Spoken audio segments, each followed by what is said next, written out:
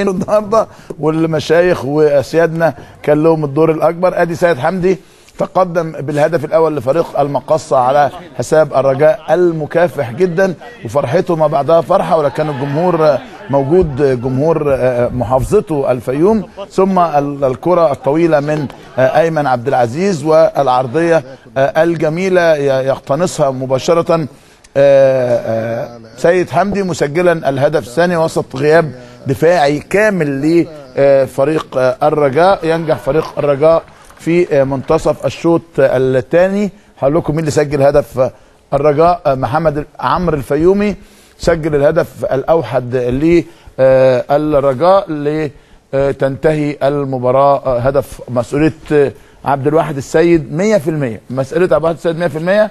ما زالت المباراه مستمره حتى الان. والباك ملوش اي حل، ساب الكوره كده. لا بس بتتكلم في عبد الواحد السيد، معلش ما تزعلش مني يعني. انا مش هعرف اجامل يعني. ده عبد الواحد السيد حارس مرمى منتخب مصر ونادي الزمالك، كره ملعوبه في الزاويه الضيقه